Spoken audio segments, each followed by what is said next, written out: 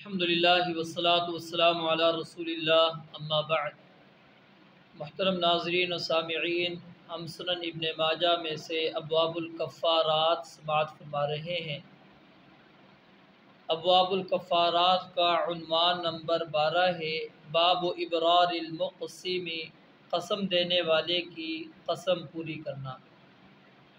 اگر کوئی جائز کام کی مسلمان کسی مسلمان کو قسم دیتا ہے تو اس قسم کو پورا کرنا چاہیے، اور اگر وہ قسم ایسے معاملے کی ہے، ایسے کام کی ہے جو شریعت کی روح سے ناجائز ہے، حرام ہے، تو ایسی قسم کو پورا نہیں کرنا چاہیے۔ وَتَعَاوَنُوا عَلَى الْبِرِّ وَالتَّقْوَى وَلَا تَعَاوَنُوا عَلَى الْإِثْمِ وَالْعُدْوَانِ۔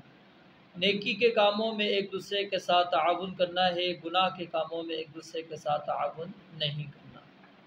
حدیث نمبر 2115، براء بن عازب رضی اللہ تعالی عنہما سے روایت ہے، انہوں نے فرمایا نبی علیہ السلام نے ہمیں قسم دینے والے کی قسم پر پوری کرنے کا حکم دیا، یعنی اللہ کے نبی علیہ السلام نے حکم دیا ہے کہ اگر کوئی شخص تمہیں مسلمان قسم دیتا ہے تو اس کی قسم کو پورا کرنا چاہیے۔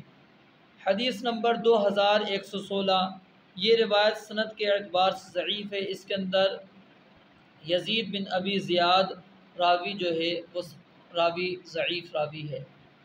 عبد الرحمن بن صفوان یا صفوان بن عبد الرحمن قرشی رضی اللہ تعالیٰ عنہ سے روایت ہے، انہوں نے فرمایا جس دن مکہ فتح ہوا وہ اپنے والد کو لے کر حاضر خدمت ہوئے اور عرض کیا اللہ کے نبی علیہ السلام ہجرت میں میرے والد کو بھی شریک کر لیجئے، یعنی انہیں مہاجرین کے اندر شامل فرما لیجئے۔ آپ علیہ السلام نے فرمایا اب کوئی ہجرت نہیں، کیونکہ آپ علیہ السلام نے فرمایا تھا لا ہجرت بعد الفتح، فتح مکہ کے بعد اب ہجرت نہیں، اس لیے آپ نے فرمایا کہ اب ہجرت نہیں۔ تو وہ سیدنا عباس رضی اللہ تعالیٰ عنہ کے پاس چلے گئے اور کہا کہ آپ نے مجھے پہچانا؟ تو عباس رضی اللہ تعالیٰ نے کہا ہاں۔ تب انہوں نے اپنا واقعہ بیان کیا تو سیدنا عباس رضی اللہ تعالیٰ نے صرف قمیص پہنے ہوئے ان کے ساتھ چل دیے، چادر بھی نہ اوڑھی، اور کہا اللہ کے نبی علیہ السلام آپ فلاں صاحب سے واقف ہیں اور ان سے ہمارے جو تعلقات ہیں وہ بھی آپ کو معلوم ہیں، وہ اپنے والد کو لے کر حاضر ہوئے ہیں کہ آپ ان سے ہجرت کی بیعت لیں۔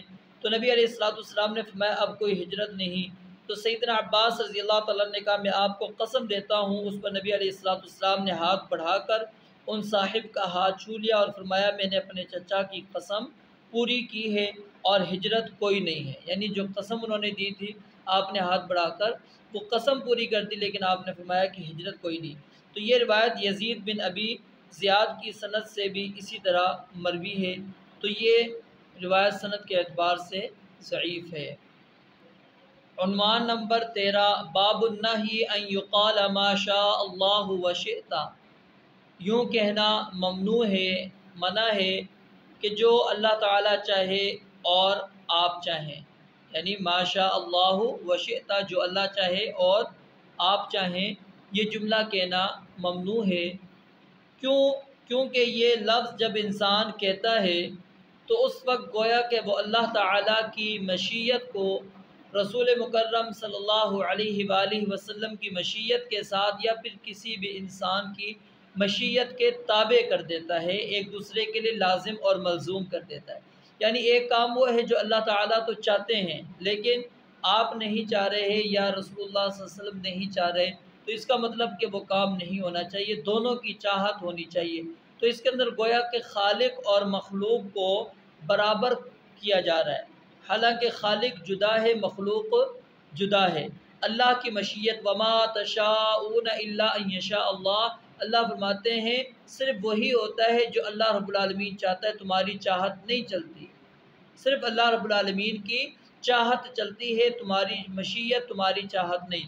تو اس لیے نبی علیہ السلام نے اس طرح کے الفاظ زبان سے ادا کرنے کو آپ علیہ السلام نے ممنوع قرار دیا ہے، اور اس لیے اس سے اجتناب کرنا چاہیے، بچنا چاہیے۔ حدیث نمبر 2117، عبداللہ ابن عباس رضی اللہ تعالیٰ عنہ سے روایت ہے کہ نبی علیہ السلام نے فرمایا جب کوئی قسم کھائے تو یوں نہ کہے ما شاء اللہ وشئت، کہ جو اللہ اور تو چاہے، بلکہ وہ یہ کہے ماشاء اللہ ثم شئت، کہ جو اللہ تعالیٰ چاہے اس کے بعد جو تو چاہے، یعنی پہلے اللہ کی مشیت اور اس کے بعد پھر تمہاری مشیت۔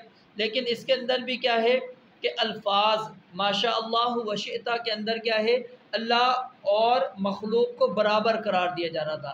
جب آپ نے لفظ ثم، حرف ثم استعمال آپ نے کر لیا تو گویا کہ آپ نے رب کی مشیت کو الگ کر دیا اور بندے کی مشیت کو الگ کر دیا۔ حدیث نمبر 2118، حذیفہ بن یمان رضی اللہ تعالیٰ عنہ سے روایت ہے کہ ایک مسلمان نے خواب میں دیکھا کہ اہل کتاب کے ایک آدمی کسی یہودی یا عیسائی سے اس کی ملاقات ہوئی۔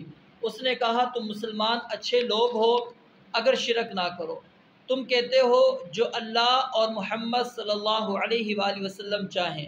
اس آدمی نے نبی علیہ السلام کو یہ آ کر خواب سنایا تو آپ علیہ السلام نے فرمایا قسم ہے اللہ کی، میں بھی تمہاری یہ بات محسوس کر رہا تھا، تم یوں کہا کرو جو اللہ چاہے پھر جو محمد صلی اللہ علیہ وسلم چاہیں۔ تو مذکورہ بالا روایت ایک دوسری سند سے بھی طفیل بن صخبرہ سے اسی طرح مروی ہے، تو یہ روایت سند کے اعتبار سے ضعیف ہے۔ اس کے اندر عبد الملک راوی جو ہیں عبد الملک بن عمیر، یہ راوی مشہور ہیں تدلیس کے اعتبار سے، تو انہوں نے عن کے ساتھ اس روایت کو بیان کیا اور ان کی سماعت کی صراحت بھی موجود نہیں ہے۔ اور نمبر 2، یہ خواب کا واقعہ ہے اور خواب سے دین ثابت نہیں ہوتا۔ عنوان نمبر 14، باب من مرہ فی یمینہ، قسم میں توریہ کرنا۔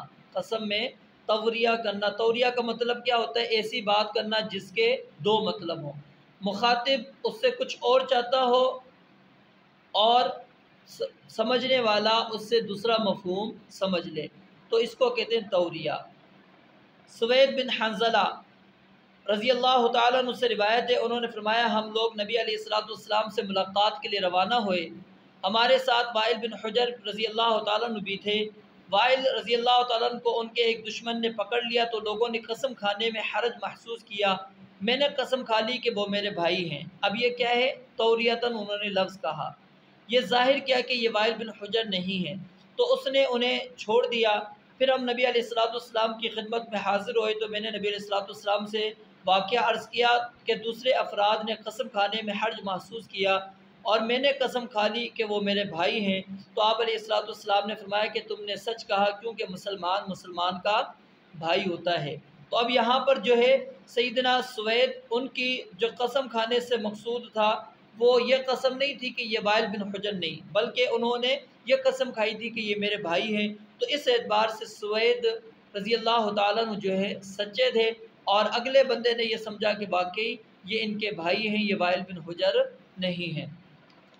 حدیث نمبر 2120، ابو ہریرہ رضی اللہ تعالیٰ عنہ سے روایت ہے کہ نبی علیہ السلام نے فرمایا انما الیمین علی نیت المستحلف، کہ قسم دلانے والے کی نیت پر ہوتی ہے، یعنی جس مقصد سے وہ قسم اس سے اٹھوا رہا ہے تو اس کا اعتبار کیا جائے گا۔ جب کوئی بندہ قسم اٹھوا رہا ہے تو اس کو واضح الفاظوں کے اندر ہی قسم دینی چاہیے، اس وقت توریہ کرنا جائز نہیں ہے۔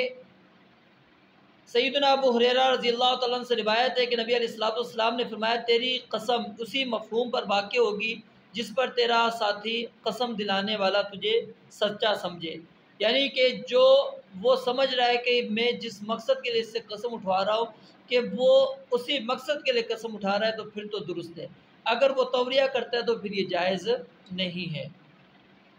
باب النہی عن النذر، یہاں تک قسم کے معاملات تھے، اب آگے نظر کے معاملات آ رہے ہیں۔